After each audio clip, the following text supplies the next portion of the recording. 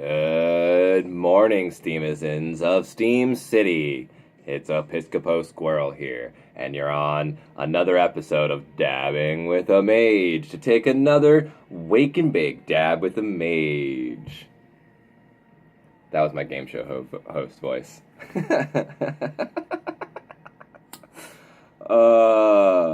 So I'm in a very interesting mood today. I went to a strip club for the first time ever last night. I turned 29 in like 2 weeks, and I've never been to a strip club.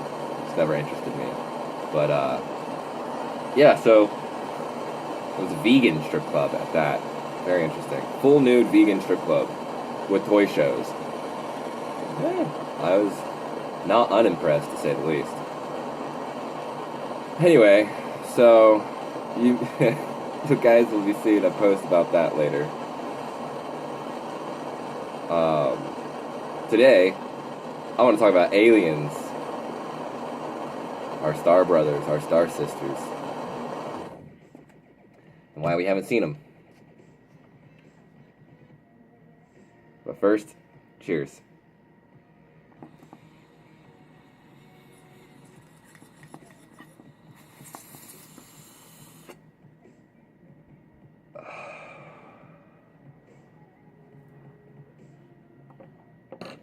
Alright, so an individual named Enrico Fermi has a paradox named after him called Fermi's Paradox. Fermi's Paradox is a theory that is based around the lack of evidence and the high probability of communicative extraterrestrials, based around the Drake equation. The Drake equation was put together first in 1961 by Frank Drake, and it is a probabilistic argument which tries to determine the number of communicative extraterrestrial life forms, civilizations within the Milky Way galaxy. And so the Fermi's Paradox goes along the lines of there are billions of stars within the Milky Way galaxy, many of them of which are very similar to our star. Many of these are billions of years older than our star. So there's a high probability that some of these stars are going to have Earth-like planets. We've even actually found many Earth-like planets and keep finding more and more and more. So, back to the paradox. So, if the Earth is typical, then some intelligent life may develop on these Earth-like planets and different solar systems.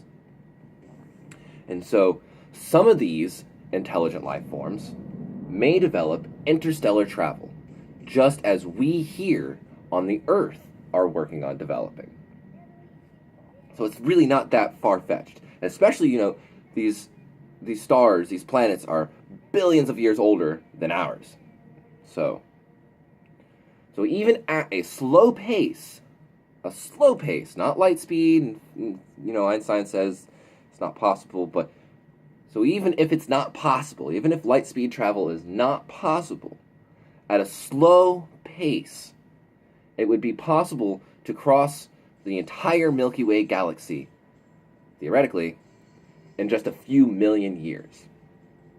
And so, with these numbers, we have to ask ourselves, or it would appear, that we should have already been contacted by intelligent life forms. But it seems as though we haven't. So, where are they? And that is Fermi's Paradox. This high probability that there are intelligent life forms, and they're much older than us, and yet we haven't been contacted. So, there are almost endless amounts of explanations of why we haven't been contacted. Some of them say that, oh, we're not intelligent enough, and so it's like, when you pass by an ant, you don't stop and talk to the ant. I do. I like to. Not all ants, obviously, but I do talk to bugs, but regardless, that's a different. So yeah, so that they say that intelligent life forms just pass right over us. There's another one that I tend to think is very interesting, and kind of pertinent at this very moment in our civilization, and that is the Great Filter. The Great Filter goes with another theory about how civilizations advance and the stages. And there are 5 stages of advanced civilizations. And sorry to break it to you, Earth, but we haven't even made it to stage 1. So,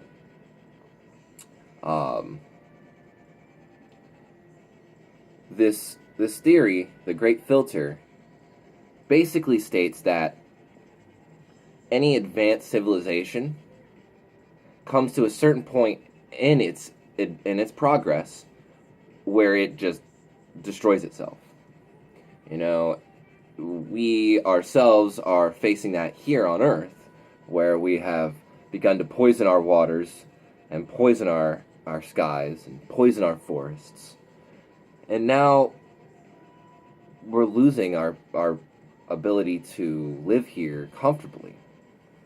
And so the planet's going to keep being a planet.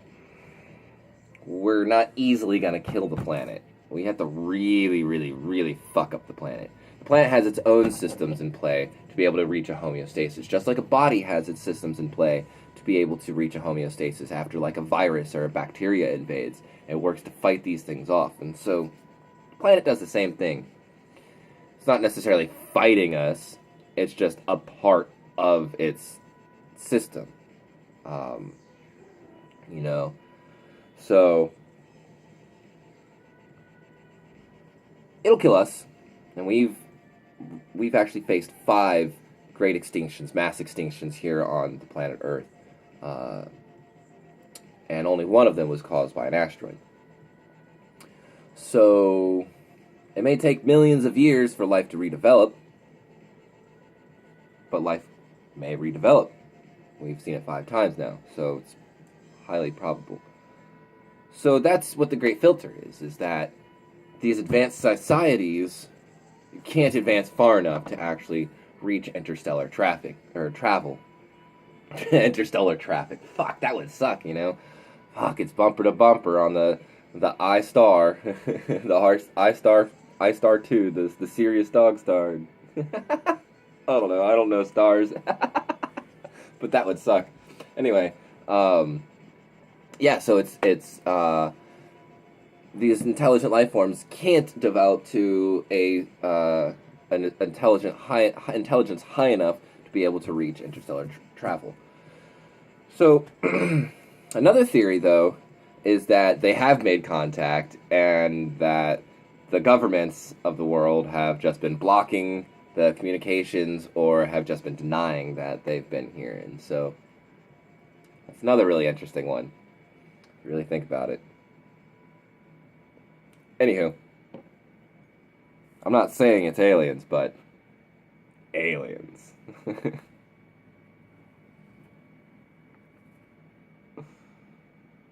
Oh, man.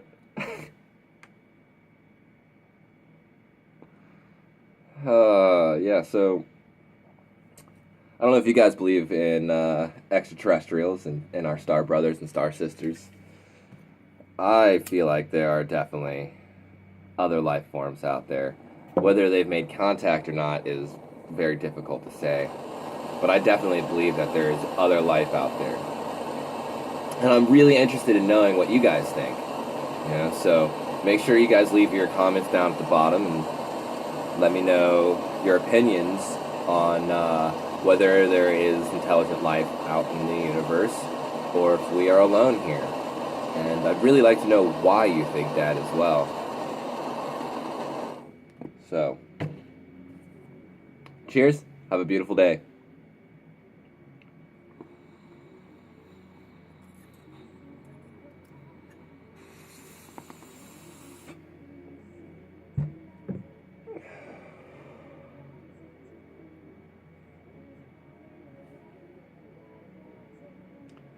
I love you, Steam It.